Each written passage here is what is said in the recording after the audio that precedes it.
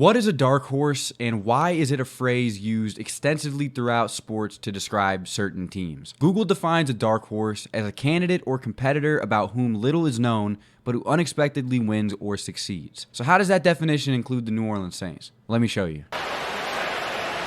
Yeah, there you go. It's that the horse collar up there around the nameplate. 15-yard penalty from the end of the run. First down, New Orleans. Breaking news here to CBS Sports HQ.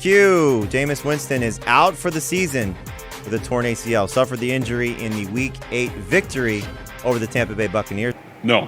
I thought last year was pretty weird with all the COVID things going on, but this is it's been chaos. To put it in one word, it's been chaos. It's not often you as a coach have that opportunity to possibly leave. And it was something that certainly I hadn't really thought about over the years. Anthony Harris cut CJ traded from the Saints to the Philadelphia Eagles. That's a big-time move in the secondary, right? That's a huge move. So they said extension talks broke down. It's the unknown. The Saints have a brand new head coach in Dennis Allen, who used to coach for the Raiders, and coached one game last year against the Buccaneers where the Saints pitched a shutout. But other than that, it's a pretty big question mark. They have a completely revamped offense with new faces and returning faces that are familiar that we hadn't seen in a very long time. They have a previously confirmed top 3 defense with a completely different secondary, like a unrecognizable safety group. It's the unknown. The Saints last year could have been something special. Jameis Winston was showing flashes of the quarterback he could be with 14 touchdowns and just 3 interceptions before tearing his ACL on Halloween. Keep in mind, this was with Marquez Callaway as his number 1 receiver. It was really looking like that mentoring he took from Drew Brees was actually paying off. The Saints defense as well was only allowing 19 points per game, which is mind-numbing to think about.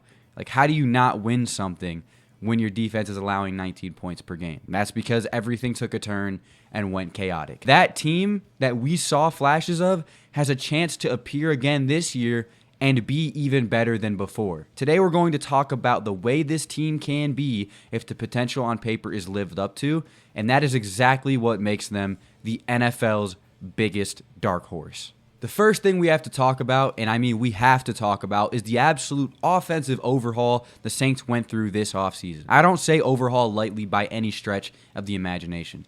A lot of you may think I talk about offensive decisions made this offseason way too much, but how can you not? It was a complete revamp. The Saints went from Marquez Callaway, Deontay Hardy, and Traquan Smith to Michael Thomas, Chris Olave, and Jarvis Landry. How can you not talk about that? The disparity is humongous. The Saints had the worst passing offense in the entirety of the NFL last year. Literally 32nd, dead last, only averaging 187 passing yards per game. Who else is averaging that dog shit of a passing yardage stat and still going 9-8?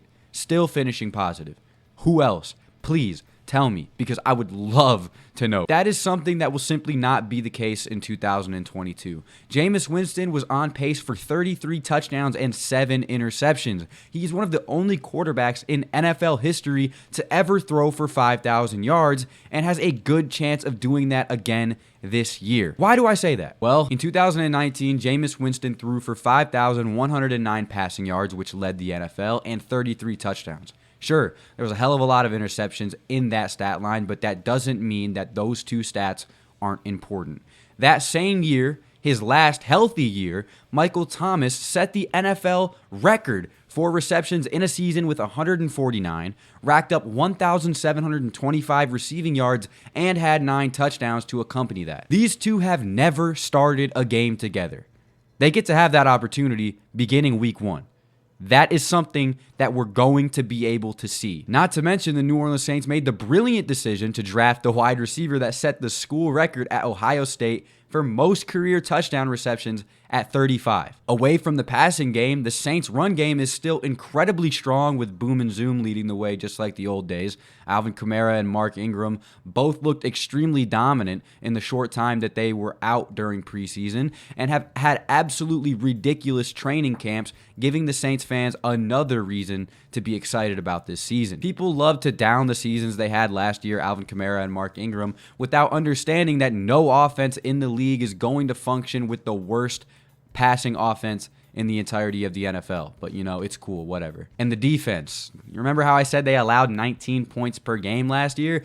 They have faced some pretty staggering losses with the departure of Marcus Williams and Chauncey Gardner-Johnson, but went out and secured Tyrann Mathieu, Marcus May, and a giddy young rookie looking to take Chauncey's place in Alontae Taylor. He has been posting a lot on Instagram about having the ability to do what Chauncey Gardner-Johnson was doing, and Dennis Allen clearly sees that, which is why the trade even happened to begin with. Obviously, you have players like Marshawn Lattimore, who is one of the best corners in the league, Paulson Adebo, who everyone is saying is going to have a breakout season. Paulson Adebo is probably going to be something special as well. PJ Williams is a veteran that knows what he's doing. He can play really good defense when need be. Don't even need to talk about the defensive line. Cameron Jordan, David Onyemata, Peyton Turner, Marcus Davenport, so many good players.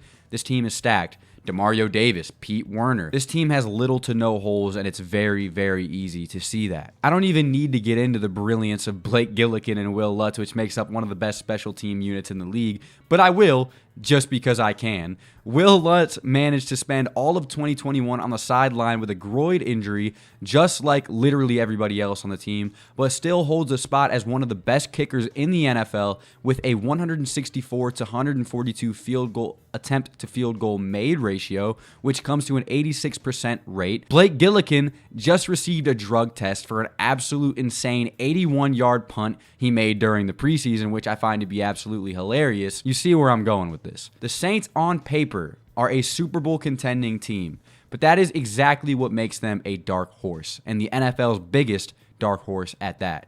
We don't know how they will operate on the field. We don't know if new players in our secondary will find a groove. We don't know if they're going to gel. We don't know if the offensive line will hold up without the addition of Penning. We don't know if our receiver corps will be as good as it seems. We don't know if Jameis Winston will play at the level he was playing before he got injured, but that is the fun of the 2022 New Orleans Saints. There are so many questions that have to be answered, so many things that we have to find out by simply watching. We can't do anything but watch. This team has one of the highest ceilings in the NFL. Jameis Winston can be one of the best quarterbacks in the league. Michael Thomas can win Comeback Player of the Year. Alvin Kamara could always win Offensive Player of the Year. All of these players on this team are star-studded. It looks fantastic on paper, but like I said, we just have to watch and see how everything unfolds. That is what fascinates me about this team this season. We haven't had a team this new and this fresh in a very, very long time. So everyone, you're going to need to buckle up because this is going to be a wild, wild ride. I said it before and I'll say it again. The New Orleans Saints are the absolute biggest dark horses in the NFL this season. Look forward to what they have going on because I'm sure they're going to show a lot of people a lot of shit. Thank you guys so much for watching. Let me know down in the comment section below who you think the NFL's biggest dark horse is or how many games you think the Saints are going to win. And I will see you boys in the next one. Adios. 0 gravity.